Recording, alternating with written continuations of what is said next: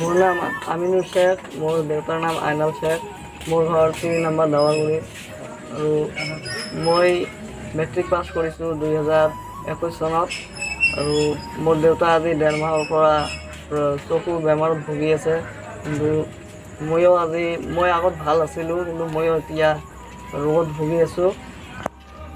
এনে আপোনাৰ শাৰীৰিক অৱস্থা কেনেকুৱা? শাৰীৰিক অৱস্থা মোৰ খুবেই বেয়া।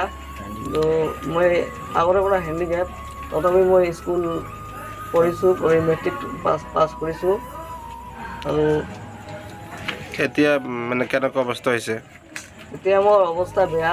মই অসম চৰকাৰক মই হিমন্ত বিশ্ব শৰ্মাক মই অনুৰোধ জনাওঁ যে মোক কিবা সহায় কৰক। অন্তৰ্গত 3 নম্বৰ দাৱাগুৰি আইনাল হক আৰু তাৰ ল'ৰা আছে আমিনুৰ শ্বেখ। ই মানে বহুত দুখীয়া মানুহ, বহুত দিনৰ পৰা ল'ৰাটো হেণ্ডিকেপ দুখীয়া মানুহ হ'লেও মানে টকা পইচা বহুত কষ্ট কৰি মেট্ৰিকটো পাছ কৰাইছে তাৰ ল'ৰাক।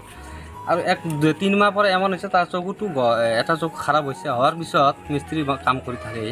এতিয়া যে ল'ৰাটোক চিকিৎসা কৰিব নিজে যে কিবা খাব পাৰে যিখিনি পইচা নাই, আৰু তাৰ যিমান ঘৰ বাৰী মাটি জমা আছিল বিক্ৰী কৰি দিয়াৰ এতিয়া আৰ্থিক অৱস্থা একদম খুবেই খাৰাপ। কালি সংগঠনকেইটাক মাতিছে, সি ঘৰত মাতি কেনে ক'ল যে মোৰতো আৰ্থিক অৱস্থা এনেকৈ খাৰাপ, মোক যি পাৰক আপোনালোকে সংগঠনৰ পৰা বা ৰাইজৰ পৰা মোক সহায় সহযোগ কৰক।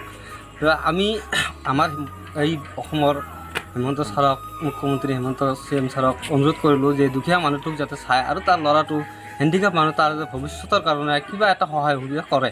আমি চৰকাৰক এইখিনি অনুৰোধ কৰিলোঁ। জমদুৰ সমষ্টিৰ অন্তৰ্গত 3 নং দাৱাগুৰি গাঁৱত আজি আইনাল হক শ্বেখৰ ল'ৰা আমিনুৰ ইছলামৰ এনে হেণ্ডিকেপ ল'ৰাটো, তেওঁক কোনোমতে মেট্ৰিক পাছটো কৰাইছিলে কি কৰাৰ পিছত তাৰ এনে বেমাৰ আৰু তাৰ বুকৰ মানে শ্বাস লোৱাটো বহুত কষ্ট হৈ থাকে। তো বহুত ধুবুৰী গৈছিল, হাবুৰুবুলত গৈছিল, এইটো সিহঁতে নোৱাৰিলে। তাৰপিছত আমালোকক কালি মাতিলে, সংগঠনক আহিলোঁ, আহি আমি পৰামৰ্শ দিলোঁ আৰু কি যে GNRCত লৈ যাওক, অটল অমৃত কাৰ্ড আছে।